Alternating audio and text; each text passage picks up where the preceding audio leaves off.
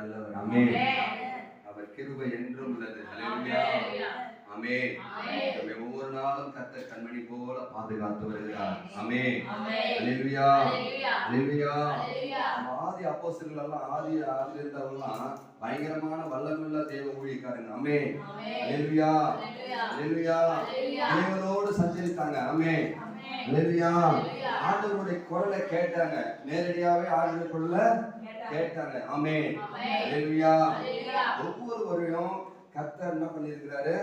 அவர் கூடவே ஒரு தோழனை போல இருந்திருக்கிறார், ஒரு நண்பனை போல கூட இருந்திருக்கிறார். ஹல்லேலூயா. ஹல்லேலூயா. நாமும் அதே போல மாறணும். ஆமென்.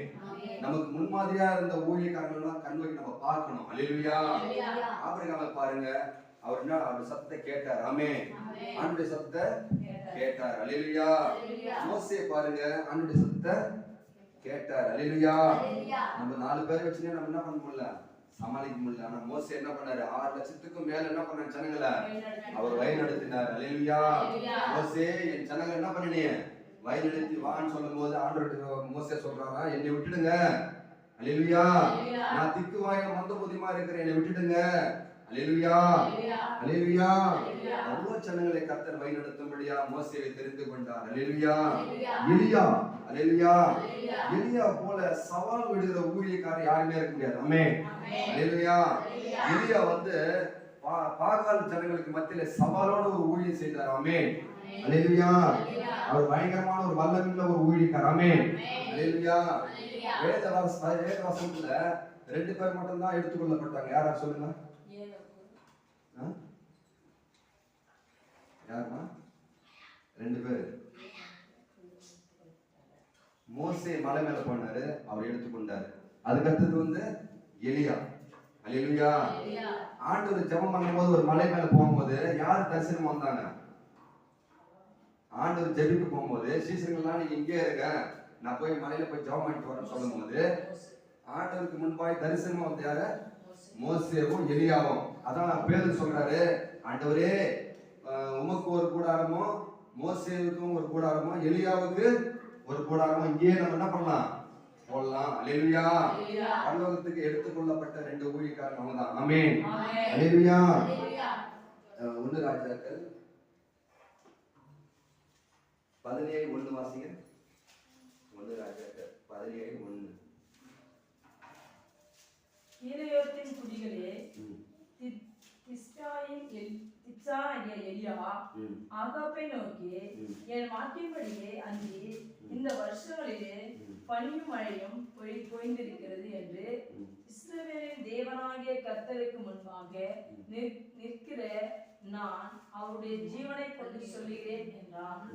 ஹல்லேலூயா. ஹல்லேலூயா. இந்த ஊழியக்காரர் சொல்றாரு, எலியா சொல்றாரு, இந்த பூமியின் மேல நான் நிற்கிறேன் இஸ்ரவேலின் தேவனாகிய கர்த்தருக்கு முன்பாக. பின்பு கர்த்தருடைய வார்த்தை அவனுக்கு உண்டாயிற்று. அவர், நீ இவ்விடத்தில் விட்டு கீழ் திசைக்கு நோக்கி போய் யோர்தானுக்கு நேராய் இருக்கிற கேரித் ஆற்றங்கரையிலே ஒளித்துக் கொண்டிரு. ஹல்லேலூயா. எலியா சொல்றாரு, மழை என்ன பண்ண கூடாது? பெய்யக்கூடாதுன்னு சொல்றாரு. எலியாவுடைய ஜெபசத்தை கர்த்தர் என்ன பண்றாரு? கேட்கிறாரு. ஹல்லேலூயா. ஹல்லேலூயா. எலியா ஜெபிக்கும் போது அற்புதம் நடக்குது. எலியா ஜெபிக்கும் போது அதிசயம் நடக்குது. ஹல்லேலூயா.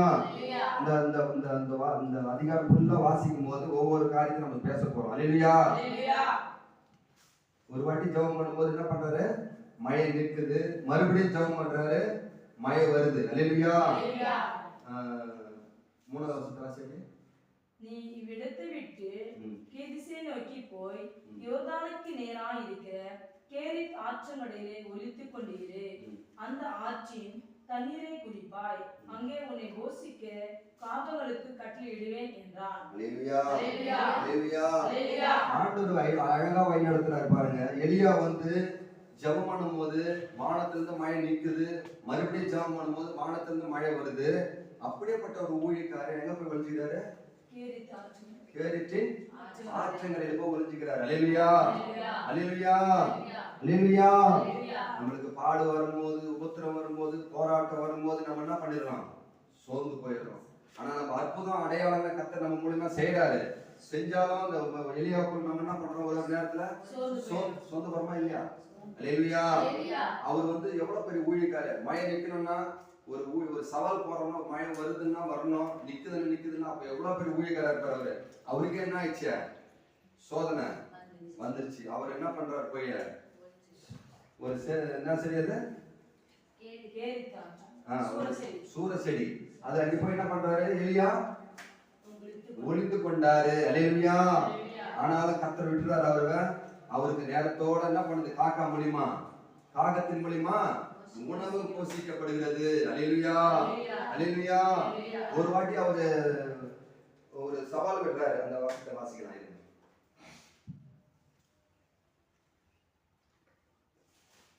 19 வாசிங்க. அதற்கு அவன் 19 எலியா செய்த எல்லாவற்றையும் அவன் தீர்க்கதரிசிகளே பட்டயத்தாலே கொன்று போட்டான். செய்தியை அனைத்தும் ஆகாப்பு இசபேலுக்கு அறிவித்தான். அப்போது இசபேல் எலியாவிடத்தில் ஆள் அனுப்பி 18 எலியா செய்த எல்லாவற்றையும் 18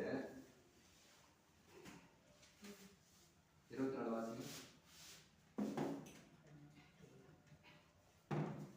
நீங்கள் உங்கள் தேவனுடைய நாமத்தை சொல்லி கூப்பிடுங்கள்.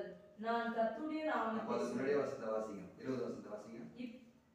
அப்போது எலியா அப்படியே ஆகாப் இஸ்ரவேல் புத்திரர் என்னிடத்திலும் ஆட்களை அனுப்பி கர்மேல் பர்வதத்தில் அந்த தீர்க்கதரிசிகளை கூடி வரும்படி செய்தான். அப்போது எலியா சகல ஜனத்தண்டைக்கும் வந்து, நீங்கள் எந்த மட்டும் 2 நினைவுகளில் குந்தி நடப்பீர்கள். கர்த்தர் தெய்வமானால் அவரை பின்பற்றுங்கள், பாகால் தெய்வமானால் அவனை பின்பற்றுங்கள் என்றான். அல்லேலூயா. யாராவது நம்ம சொல்ல முடியுமா? இந்த புறஜாதி ஜனங்களுக்கு மத்தியில ஒண்ணு எங்களை பின்பற்றுங்க, ஆண்டவராகிய இயேசு கிறிஸ்து பின்பற்றுங்க அப்படி நம்ம சொல்ல முடியுமா தைரியமா? ஆனா இவர் என்ன பண்றாரு? இவர் ஒரு ஆள் மனுஷன், தனி மனுஷன். அவங்க பாகல் மக்கள் நிறைய பேர் இருக்காங்க. அல்லேலூயா. அது அப்படியே வாசிமா. அப்போது எலியா ஜனங்களை நோக்கி, கர்த்தரின் தீர்க்கதரிசிகளில் மீந்திருக்கிறவன் நான் ஒருவன், பாகாலின் தீர்க்கதரிசிகளோ 450 பேர். இப்போதும் 2 காளைகளை என்னிடத்தில் கொண்டு வரட்டும். ஒரு காளையை அவர்கள் தெரிந்து கொண்டு அதை சந்தாக துண்டித்து நெருப்பு போடாமல் விறகுகளை மேல் வைக்க கடவார்கள். எலியா தனிப்பட்ட ஒரே ஒரு மனுஷன். ஆமென். எலியா ஒரே ஒரு மனுஷன். அவங்க எத்தனை பேரு? 450 பேர். அல்லேலூயா. அப்போ வந்து நம்ம 2 பேர் இறங்க நிற்கும் போதே நம்ம இப்படி பயப்படுறோமே, எதனா சொல்லுவாங்க, எதனா பண்ணுவாங்க, நம்ம ஆண்டவருக்கு சொன்னா என்ன சொல்லுவாங்கன்னு சொல்லிட்டு நம்ம பயப்படுறோமே. ஆனா ஒரே ஒரு மனுஷன் எலியா. அல்லேலூயா. தனி மனிதனா. ஆமென். அல்லேலூயா. ஒரே ஒரு மனுஷன் சவால் விடுறாரு 450 பேர். அல்லேலூயா. அந்த 450 பேர்கிட்ட சவால் விடும் போது என்ன சொல்றாரு? ஒரு என்ன மாடா என்னது, ஒரு மாட்டை என்ன பண்ணுங்க, துண்டு துண்டா வெட்டி வெறுகு அழைக்கிட்டு இருப்பாங்க. அதை சுத்தூரம் என்ன பண்ணுங்க, காவா மாதிரி நோண்டிட்டு தண்ணி ஊத்திட்டு அதுக்கு மேல வெட்டி அப்பெல்லாம் பலி செலுத்து அப்படிதான் செலுத்துவாங்க. அந்த மாடு என்ன பண்ணுவாங்க, அது மேல வைக்கணும். இது உண்மையான தெய்வம் யாருன்னா என்ன பண்ணோம்? பட்சித்து போட்டணும். எதுவுமே இருக்கக்கூடாது, இங்க சாம்பல் தான் இங்க இருக்கணும். அப்போ 450 பேருக்கு சவால் விடுறாரு. உன் தேவனா இருந்தா என்ன பண்ண? பட்சித்து போட்டோம். இல்ல ஏன் தேவன் உண்மை உள்ளவரான்னு சொன்னா இது என்ன பண்ணோம்? பட்சித்து போட நீங்க என்ன பண்ணணும்? ஆண்டவர் கர்த்தர் என்ன பண்ணீங்க? ஏற்று பண்ணணும். ஒரு சவால் வராரு. வாசி மாப்பியே. நீங்கள் உங்கள் தேவனுடைய நாமத்தை சொல்லி கூப்பிடுங்கள், நான் கர்த்தருடைய நாமத்தை சொல்லி கூப்பிடுவேன், அப்போது அக்கினியினால் உத்தரவு அருளும் தெய்வமே தெய்வம் என்றான். அல்லேலூயா. அல்லேலூயா. அது யார் பட்சித்து போடுதோ அவங்க தான் என்ன பண்ணுது? உண்மையான தெய்வம். அல்லேலூயா. நம்ம அது மாதிரி சொல்ல முடியுமா? அல்லேலூயா. நம்ம அது மாதிரி சொல்லலாமா? சொல்ல முடியாதா? ஆமென். அட்லீஸ்ட் நம்ம ஊர் உள்ள என்ன பண்ண முடியல, போயிட்டு ஒரு ஊழியக்காரங்க பஸ்ல வரும்போது அங்க நம்ம ஊர்ல இருந்து சொல்றாங்க, இது உங்க இடம் இல்ல, அதுக்குறான் பிறந்த இடம். அல்லேலூயா. அதுல என்ன பண்ண முடியல, பேச முடியல. அவங்க திரும்பி என்ன பண்ணிட்டாங்க, நம்ம இடத்துக்கு வந்தாங்க. அல்லேலூயா.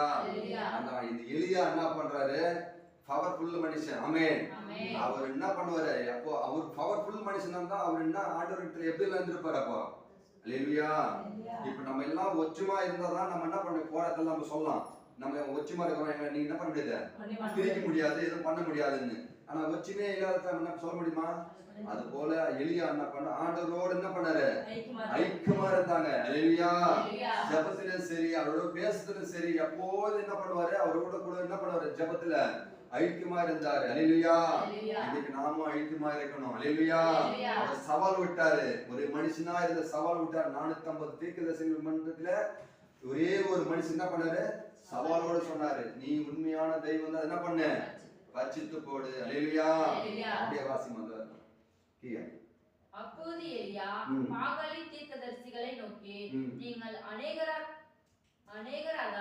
அநேகராதால் நீங்களோ முந்தி ஒரு காளையை தெரிந்து கொண்டு அதை ஆயத்தம் பண்ணி நெருப்பு போடாமல் உங்கள் தேவனுடைய நாமத்தை சொல்லி கூப்பிடுங்கள் என்றான். தங்களுக்கு கொடுக்கப்பட்ட காளையை அவர்கள் வாங்கி அதை ஆயத்தம் பண்ணி, பாகாலே எங்களுக்கு உத்தரவு அருளும் என்று காலை தொடங்கி மத்தியானம் மட்டும் பாகாலே நாமத்தை சொல்லி கூப்பிட்டார்கள். காலையில இருந்து மத்தியானம் வரைக்கும் என்ன பண்றாங்க?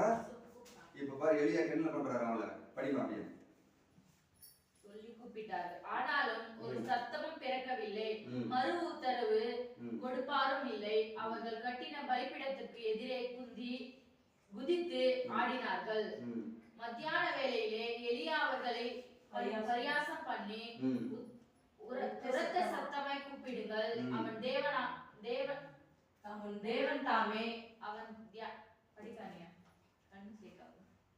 தியானத்தில் இருப்பான், அல்லது அலுவலராய் இருப்பான், அல்லது பிரயாணம் போயிருப்பான், அல்லது தூங்கினாலும் தூங்குவான், அவனை எழுப்ப வேண்டியதாகும் என்றான். எவ்வளவு கிண்டல் பண்ற பாத்தீங்களா? நீங்க என்ன பண்ணுங்க, ஒருவேளை அவர் என்ன பண்ணிருப்பாரு? உங்க தேவன் தூங்கி இருப்பாரு, ஒருவேளை என்ன போயிருப்பாரு, அவரு இன்னும் சத்தமா கூப்பிடுங்க. அல்லேலூயா. அல்லேலூயா. அப்ப எப்படிப்பட்ட ஒரு வல்லமுள்ள ஒரு ஊழியர் பாருங்க. ஒரு கிண்டல் பண்ற உங்களை அற்பமா பேசணும்னா அப்ப இவருக்குள்ள இருக்கிறது யாரு? ஆமென். அல்லேலூயா. கர்த்தர். ஆமென். அல்லேலூயா. அதுக்கப்புறம் அப்படியே படிமா. அவர்கள் உரத்த சத்தமாய் கூப்பிட்டு தங்கள் வழக்கத்தின்படியே ரத்தமும் தங்கள் மேல் வடியும் மட்டும் கத்தியினாலும் ஈட்டியினாலும் தங்களை கீறி கொண்டார்கள். மத்தியான வேளையில் சென்ற பின்பு அந்த பலியை செலுத்தும் நேரம் மட்டும் சன்னத்தார் சொல்லிக் கொண்டே இருந்தார்கள். ஆனாலும் ஒரு சத்தமும் பிறக்கவில்லை, மறு உத்தரவும் கொடுப்பாரும் இல்லை, கவனிப்பாரும் இல்லை. அப்போது எலியா சகல ஜனங்களை நோக்கி, என் கிட்டே வாருங்கள் என்றான். சகல ஜனங்களும் அவனை கிட்டே வந்தபோது தகர்க்கப்பட்ட கர்த்தருடைய பலிபீடத்தை அவன் செப்பனிட்டு, உனக்கு இஸ்ரவேல் என்னும் பேர் இருப்பதாக என்று சொல்லி, கர்த்தருடைய வார்த்தையின் பெற்ற யாக்கோபுடைய குமாரால் உண்டான கோத்திரங்களும் இலக்கத்தின்படியே 12 கற்களாக எடுத்து, அந்த கற்களாலே கர்த்தருடைய நாமத்துக்கென்று ஒரு பலிபீடத்தை கட்டி, பலிபீடத்தை சுற்றிலும் தானியமும் அளக்கிற 2 படி விதைக்கத்தக்க இடமான ஒரு வாய்க்கால்களை உண்டாக்கி, விறகுகளை அடுக்கி, ஒரு காலை சந்து சந்தாக துண்டித்து விறகுகளில் மேல் வைத்தான். பிற்பாடு அவன், நீங்கள் 4 குடம் தண்ணீர் கொண்டு வந்து சர்வாங்க தகன பலி மேல் விறகுகளின் மீதும் ஊற்றுங்கள் என்றான். பின்பு 2 தரமும் அப்படியே ஊற்றுங்கள் என்றான். 2 தரமும் ஊற்றினார்கள். அதற்கு பின்பு 3ஆம் தரம் அப்படியே ஊற்றுங்கள் என்று 3 தரம் ஊற்றினான். அப்போது தண்ணீர் பலிபீடத்தை சுற்றி ஓடினது. வாய்க்கால்கள் தண்ணீரினால் நிரப்பினான். அந்தி பலி செலுத்தும் நேரத்தில் தீர்க்கதரிசியாகிய எலியா வந்து, ஆபிரகாமுக்கும் ஈசாக்குக்கும் யாக்கோபுக்கும் தேவனாகிய கர்த்தாவே, இஸ்ரவேலின் நீர் தேவன் என்று, நான் உம்முடைய ஊழியக்காரன் என்று, நான் இந்த காரியங்கள் எல்லாம் உம்முடைய வார்த்தையின்படி செய்தேன் என்று இன்றைக்கு விளங்க பண்ணும்.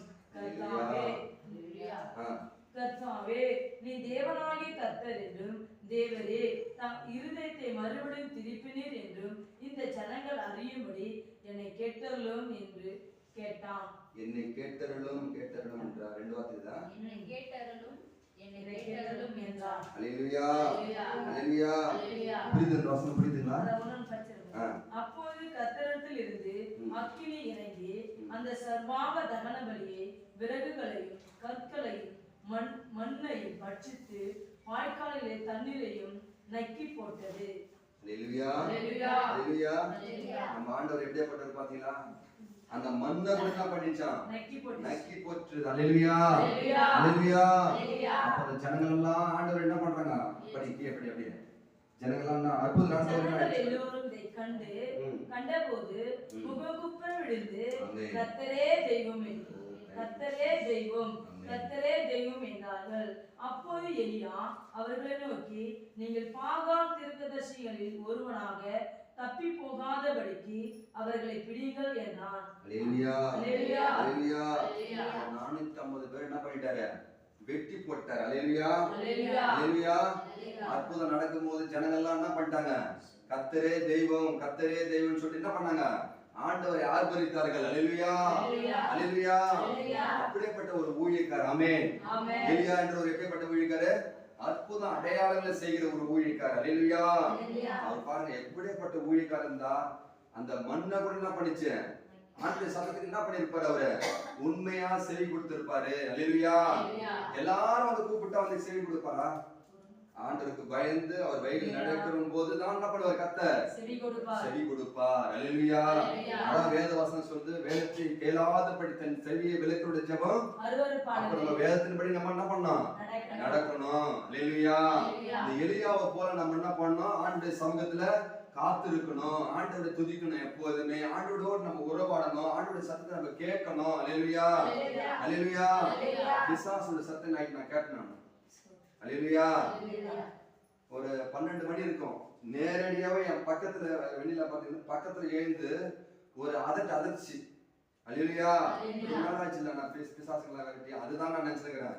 இல்ல இந்த ஆவிக்குரிய பிசாசு நீ விரட்டணும்னு சொல்லிட்டு ஒரு டெஸ்டிங் பண்ண முடியுது ஆண்டவர். அப்படியே ஒரு செகண்ட் நான் எழுந்து நிக்கிறேன், எழுந்து உட்காடுறேன், அந்த ஆவி என்கிட்ட பேசுது. அந்த ஆவி பேசும்போது அப்படியே உள்ளமான நடுங்குச்சு ஒரு செகண்ட். உடனே அந்நிய பாஷை அப்படியே ஆவியானவர் அப்படியே நிரப்புறாருன்னு அந்த 2 வார்த்தை நான் பேசுறேன். அந்த ஆவி என்ன பண்ணுது? ஒரே ஓட்டம் ஓடுது. அல்லேலூயா. இது உண்மையா நடந்தது. அல்லேலூயா. உண்மையா எப்பமா நான் எதுவும் கேட்சேன் எதுவும் கேட்கல.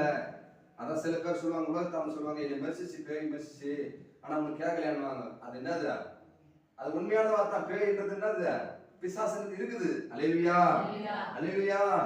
அந்த ஆவி அந்த அந்நிய பாஷையில பேசும்போது அந்த ஆவி இங்க என்ன பண்ணல? நிக்க முடியல. அல்லேலூயா.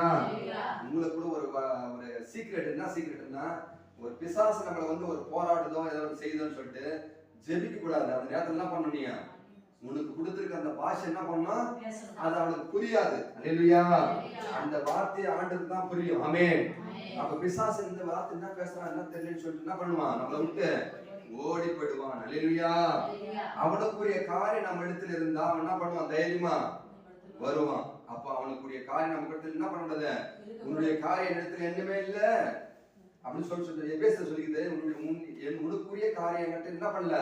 ஒண்ணு இல்லைன்னு சொல்லணும். அல்லேலூயா அல்லேலூயா. அது போல நைட்டு அந்த மாதிரி அந்த ஆவி வந்து நிற்கும் போது ஆவியானவர் பலப்படுத்தினார். அல்லேலூயா. இந்த எலியாவை போல நம்ம என்ன பண்ணோம்? மாறணும். ஆமென். எலியாவை போல நம்ம மாறணும். அல்லேலூயா. யாக்கோபு 5:17 வாசிங்க.